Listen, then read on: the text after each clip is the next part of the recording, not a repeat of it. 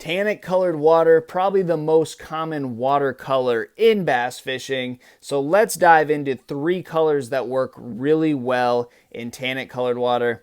I'll give you a little bit of an explanation on why it is that tea stain color, but most importantly, most lakes and rivers have this watercolor in them. Now, there are some lakes and rivers that never get tannic colored. The first one that comes to mind would be any type of highland reservoir, a mountainous lake that has a bunch of runoff when it rains, and then they tend to clear up pretty quickly. So what happens in those types of lakes, they're big natural lakes, they're deep, and they don't tend to get a stain because they are so deep. When that flush comes into the system, the lake muddies up, but then it clears and all the stuff that has come in has gone to the bottom, and there's so much water in those lakes, they don't tend to stain up.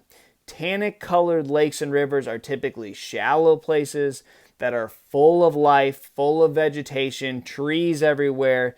There's submergent vegetation that can just sprout up out of nowhere, emergent vegetation like cattails and lily pads, and there's just a lot of life in these places. For that reason, when that life dies, it goes to the bottom and it makes the water tea stained.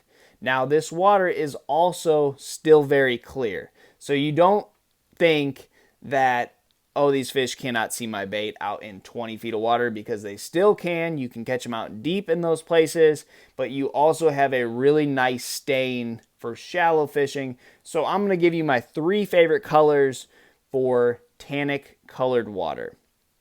The first one, this is a pretty common color, watermelon red. Now, this works in all places, and so does green pumpkin, so does black and blue. I'm not going to give you green pumpkin or black and blue. Those work in tannic colored water, but they're not going to be on my list because I think black and blue or black and green pumpkin work anywhere, any water clarity. It just comes down to the conditions that you're dealing with that day, clouds or sun or whatever it may be.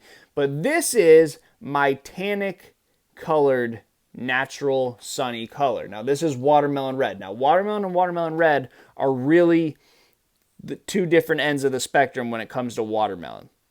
You have watermelon green, you have watermelon blue. They're in between. Watermelon red is going to be your most visible because all of that red fleck turns that bait really dark.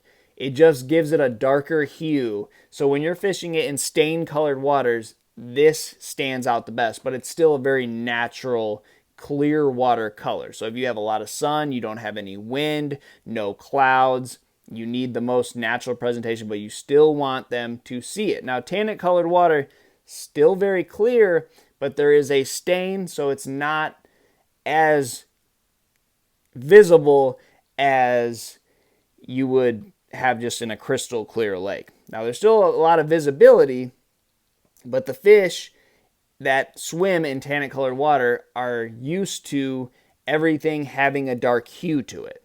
Everything that lives in tannic colored water is going to take in the tannins from that water and have a dark hue. The bass are going to be very dark, and most everything natural living in there is going to be dark. Not saying that you can't catch fish on white baits and stuff like that, but those are very conditional colors. The colors I'm giving you today are colors that are going to work all the time. Now, sunny days, this is my favorite. Will it work on a cloudy day? Will it work on a windy day? Yes. But on a sunny day, watermelon red, my favorite. Now, there are a bunch of renditions of watermelon red.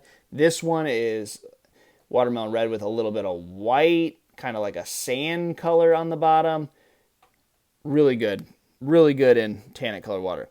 Now, the next one, I told you I wasn't going to give you black and blue, but I am going to give you a rendition of black and blue that I've seen work really well in tannic colored water, and this is like a black and blue swirl. Hematoma, back at you, couple different color names of this color, but this color is great when you don't have a lot of sunshine. If you're flipping mats or maybe you're just fishing on a really cloudy day, this is my favorite tannic colored water. Hematoma, back at you, but really it's just a black and blue swirl. And that blue, it's like a sapphire. It's going to show up really good to those fish. This water, again, has a lot of visibility to it, but it still has a stain, so you need something that shows up in that stain. Now, those are both ends of the spectrum. Sunny, calm, windy, cloudy. The in-between, let's say you have a partially cloudy day rather, or you just have, a lot of wind, but it's still sunny. You need something to get their attention, but you don't necessarily want to give them too much. Junebug. Junebug has a lot of flash. It really lights up on a sunny day, but it's also dark enough where it's going to work on a cloudy day. So those are my 3 colors in tannic colored water. Tannins are in the water that make that water tea stained. Everything that lives in there is going to be dark. You're going to have a lot of trees, a lot of life around these places, but these are natural lakes. There are a lot of lakes and rivers that are connected to the Gulf or the ocean. And typically, these are lakes that either have so much life in them, you can't flush them out. But lakes that are deep and clear will never be tannic colored. Or lakes that don't necessarily have a bunch of trees, or the Tennessee River is really one that is not ever tannic. But most rivers like the Mississippi, the Chattahoochee, those type places have that tannic tea stain water. So it's a very common thing. Natural lakes are going to have this. Anything that has a lot of life, lowland reservoirs, are going to have that tea stain water. So those 3 colors are the best for me. Try those out. Good luck to you, and I'll see you on the water.